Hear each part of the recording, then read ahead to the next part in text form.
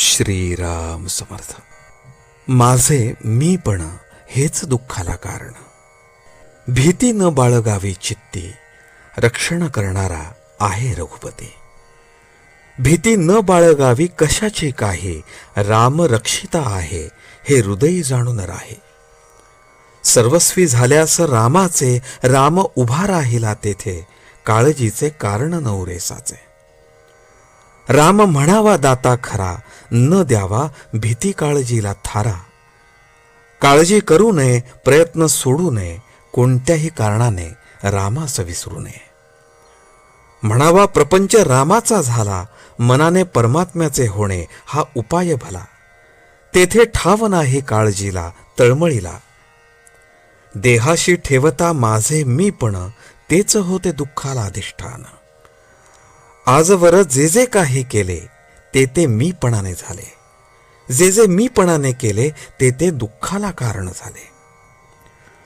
बाह्य वस्तू जरी मीपणाने सोडली, तरी अभिमानाने वृत्ती बळावली, तेथेच घाताला सुरुवात झाली.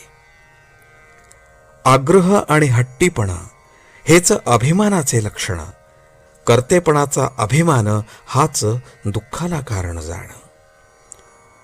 प्रपंचाचे दुःख भोगणे ते मीपणा असल्याची खूण जाणणे. मी माझेपणाने जोपर्यंत धडपड जाणं, तोपर्यंत नाही समाधान. देहबुद्धीचे प्रेम स्वार्थाला वाढवते जाणं. स्वार्थाचे आपलेपण हेच घाताला कारण. आजवर जो जो प्रयत्न झाला तो तो देहबुद्धी वाढवितच गेला. देहबुद्धीचा भाव तो मुळीच दुःखाचा ठाव. जोपर्यंत आपला नाही देहभाव विसरला, तोवर देहदुःखे पस्तावा गेला. म्हणून देहबुद्धी धरून राही, त्याला कोठे सुख नाही. रामाविण अन्य प्रीती, उपजे देहबुद्धीचे संगती. म्हणून मीपणाचे न व्हावे अधीन, जेणे भंगेल आपले समाधान. कारण जेथे मीपणाचे ठाणे, तेथे दुःखाचे साम्राज्य असणे. पाप पुण्याची भीती ही देहबुद्धीचीच संगती. वासनेत जीव गुंतला, कष्टी फार फार झाला. आजवर वासना पोटी धरून राहिला, आपल्या हिताला नागवला. नदी जशी अखंड वाहते, वासना तशी सारखी वाहते. वासना भोगाने कमी होत नाही, त्यागाने नाहीशी होत नाही. आपण देहधारी, देहदुःख न सोसवे क्षणभरी.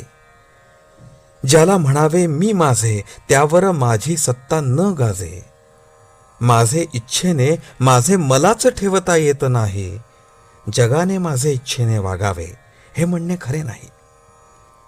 सर्व काही देता येते दान, पण उर्वरित राहतो अभिमान. कर्तेपणाचा अभिमान हेच भगवंताच्या आड मुख्य जाण. म्हणून माझे मीपण हेच दुःखाला कारण. रामाचे होण्याने होईल निवारण. आजचे बोधवचन. सर्व बंधनांचे दुःखाचे कारण, कर्माचा करता मी होणे जाण.